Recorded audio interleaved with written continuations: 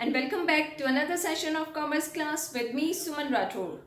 Students, in our previous session, we have discussed the modern and the traditional approach of accounting together with the rules of debit and credit related to the different types of accounts. Now, for journalizing the transaction, the very first step is to identify the nature of the account so that you can apply the rule accordingly. And for this purpose, I have made this chart on different types of accounts. So as you can see here, there are basically three different types of accounts. First is real account, then is personal account, and the third is nominal account. Now real account relates to the assets of the firm. It includes all the tangible assets and all the intangible assets of the firm. Now personal account, as the name suggests, it relates to a person. So this person can be a natural person, or it can be an artificial person, or it can be a representative person. And nominal account relates to the income and expenses and losses and gains of the firm. Okay, so basically this nominal account, when we add some kind of suffix or prefix to a nominal account, it becomes a representative personal account. Okay, so you can note it down. It's very helpful. So after identifying the nature of the account, the next step is to apply the rule. So the rule of real account says debit what comes in and credit what goes out. So whatever is coming in the business, whether it is cash or whether it is some kind of furniture or some other kind of asset, if it is coming in the business, we will debit it.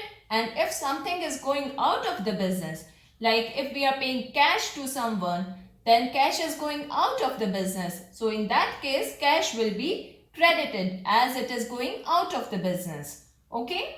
Now, the rule of personal account says debit the receiver, credit the giver. So whoever is receiving something, whether it is the business itself or some other person or party, if that person or party is receiving something, that person or party will be debited. Okay, and in the same way, whoever is the giver, that person or party or the business will be credited. Okay, now the rule of nominal account says debit all expenses and losses. So all the kinds of expenses and losses of the business will be debited, and all the kinds of incomes and gains of the business will be credited. Okay. Now there are some other points which have to be kept in mind, and we'll discuss these points in detail as and when they'll come in our question. So let's start our today's question.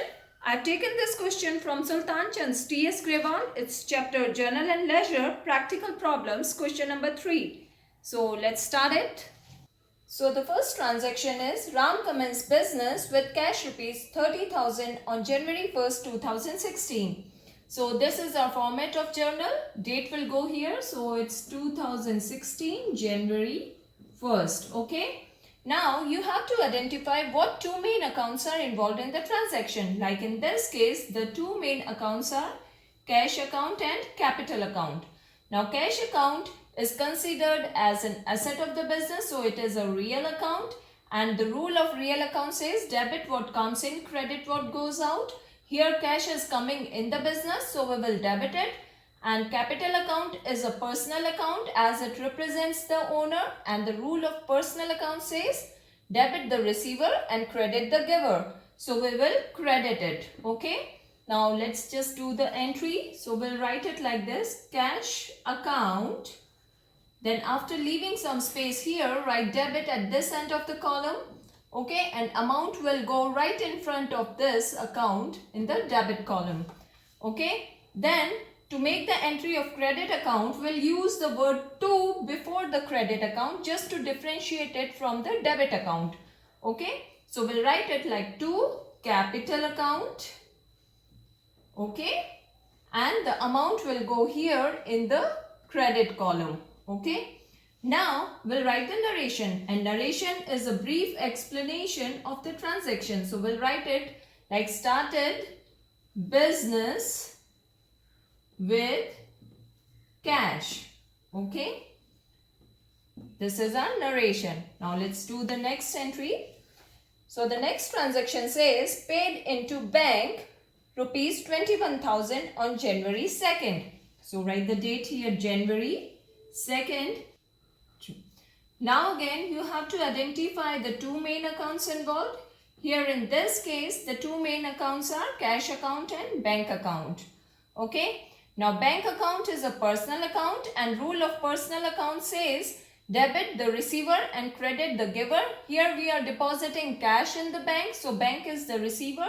So with bank account will be debited, and for depositing the money in cash, the cash is going out of the business, and the rule of real account says debit what comes in and credit what goes out. So cash account will be credited. Okay. So now let's make the entry. It's bank account. Then again write debit at this end. Okay. With the amount 21,000. Okay. And then to cash, as cash is going out of the business. So that's why we have credited it. Amount will go here in the credit column. Okay. Then again write the narration. Deposited cash into bank. Okay. Now let's see the next transaction. Purchase goods rupees 1,500 on January 3rd. So the date January 3rd. Now the important point to be noted here is that if a transaction relates to purchase and sales and the name is given, name of the purchaser and seller is given, and there is no mention of cash, in that case we will consider it as a credit transaction. And if in the transaction the word cash is used and the name of purchaser or seller is not given, okay, in that case we will consider it as a cash transaction. Okay. So now let's do the entry.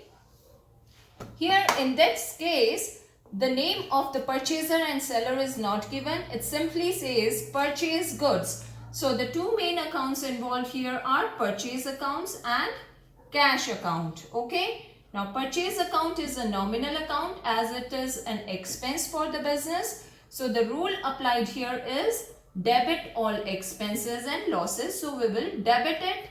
And cash account is a real account, and for purchasing the goods cash is going out of the business. So we will credit it. So we'll do the entry like this. Purchases account debit to cash account. Okay. And write the amount right in front of these two. It's rupees 1,500. So we'll write 1,500 here in the debit column and 1,500 here in the credit column. And then write the narration. Purchased goods for cash. Okay. Now let's move on to the next transaction. Next is drew cash from bank for office use on January 7th, rupees 3,000. So enter the date here, January 7. Point to be noted here is that if the cash is withdrawn by the owner for office use, in that case cash account will be debited as cash is coming in the business. But if the cash is withdrawn for his personal use, in that case drawings account will be debited. Okay. So now let's do the entry of this transaction. Here cash is withdrawn for office use. Okay. So the two main accounts are cash account and bank account. Cash is withdrawn from the bank. Now cash account is a real account and cash is coming in the business. So we will debit it. And bank account is a personal account and bank is the giver. So we will credit it. Okay. So now let's do the entry. So we'll do it like cash account debit to bank account. Okay. And the amount is rupees 3,000. So write the amount here, 3,000 in the debit column and 3,000 in the credit column. Okay. Now the narration will be withdrawn for office use. Okay. Now the next transaction is sold goods to Hari on credit on January 10, rupees 1000. So write the date January 10. Now the two main accounts involved here are Hari's account and sales account. Now Hari is a personal account and he is the receiver, so we will debit him.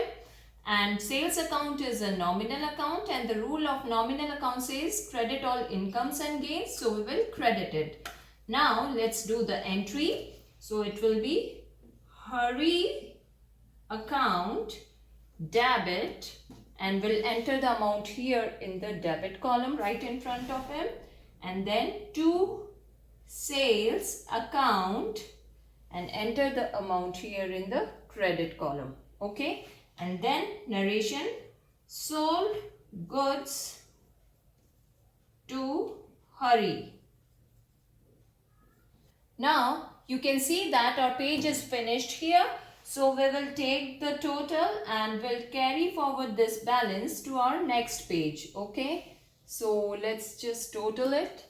It's 56,500 here, 56,500 in the debit column.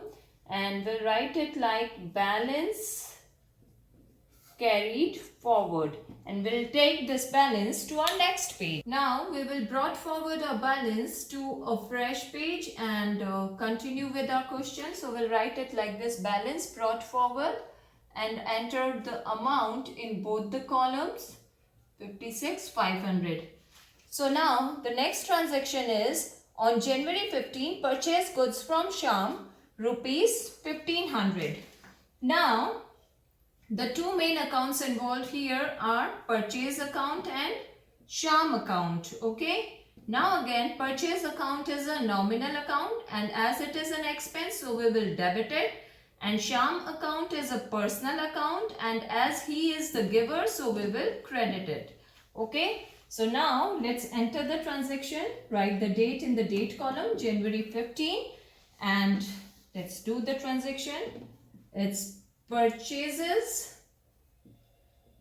account debit with rupees 1,500 to Shyam account 1,500 here in the credit column, and write the narration: purchased goods from Shyam.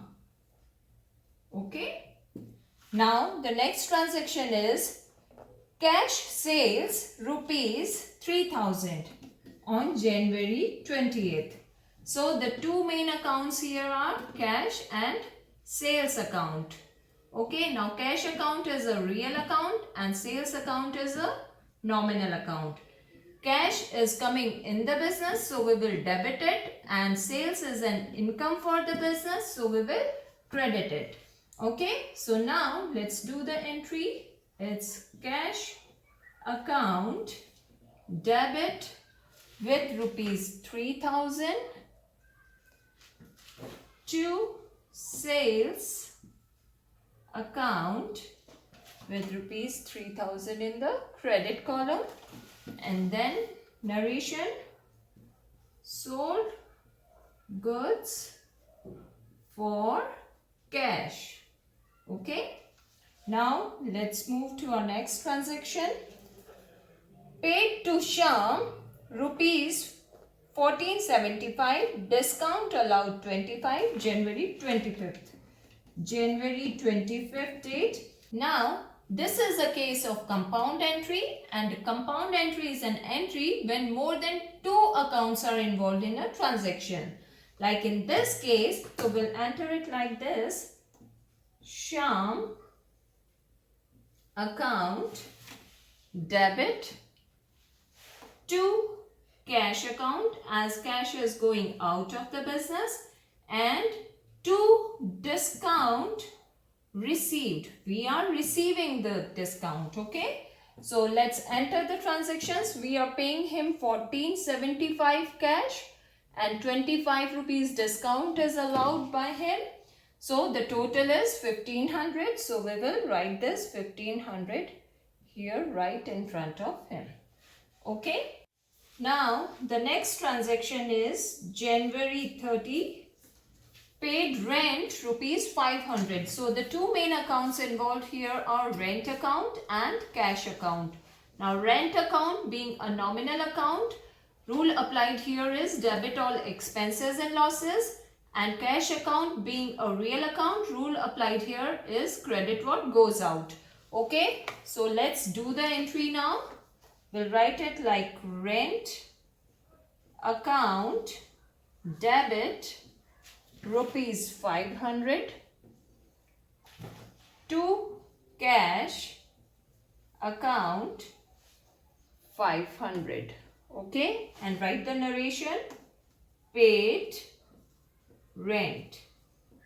Okay, now the next transaction, and this is our last transaction, so it's January 31st, paid salaries. Now again, salaries account being the expenses account, so it will be debited, as the rule of nominal account says debit all expenses and losses, so we have debited it.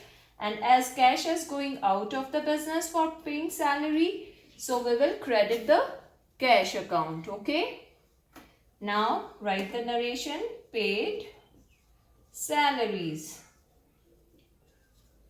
Okay, don't mind the lines because I'm out of the space here. Okay, so now let's total the amount. It's 64,000 in credit column and 64,000 in the debit column, and we are done with our journal entry question. So you can find this question in description box also. And that's all for today. Thanks for staying in tune, and don't forget to like and subscribe my channel. Thank you and goodbye for now.